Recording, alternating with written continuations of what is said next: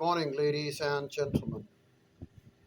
Welcome back to our series of tutorial on mercantile law, and we talk about the contract of sale,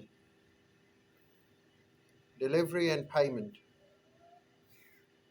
Unless otherwise agreed, the seller must be ready to deliver the goods to the buyer in exchange for the price, and the buyer must be ready to pay the price in exchange for possession of goods simultaneously.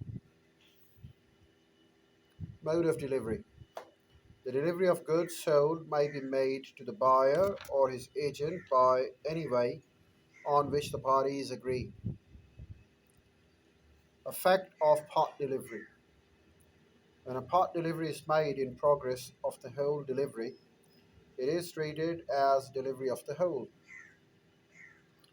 The ownership in the whole of the goods passes to buyer, but when the part delivery is made with the intention of separating it from the whole, it is not treated as delivery of the whole.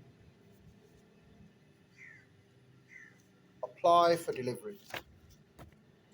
Apart from any express contract, the seller is not bound to deliver the goods to the buyer unless the buyer applies for the delivery.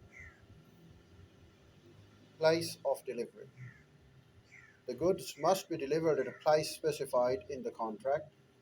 If place of the delivery is not mentioned in the contract, the following rules may apply.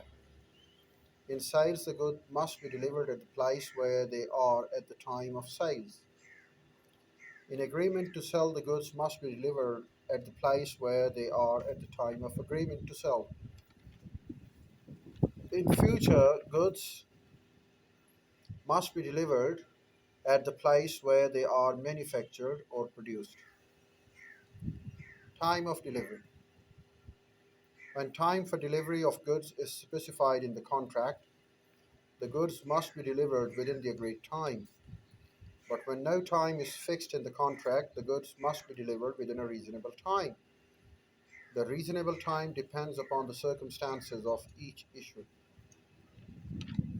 Possession by third party.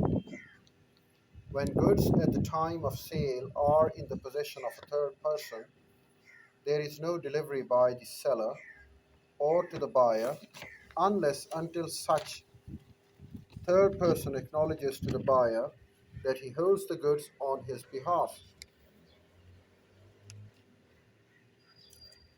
Well, we continue with it. The next one is expense of delivery. Unless otherwise agreed, the expenses of putting the goods into deliverable state shall be borne by the seller. Wrong delivery. A seller must deliver the goods to the buyer in accordance with the terms of the contract. In case of a wrong delivery, the buyer can reject the goods. It may be either short delivery, excess delivery, or mixed delivery. Installment deliveries.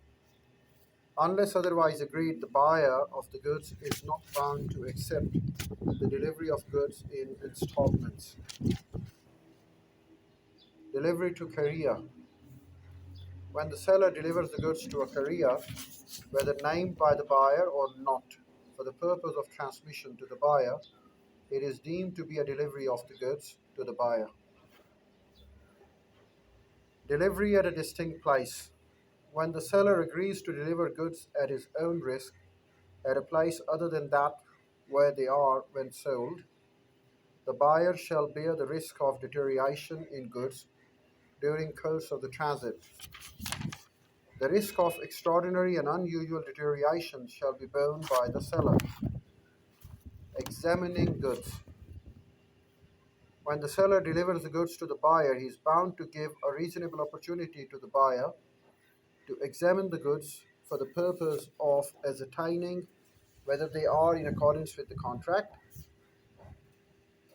Acceptance of delivery.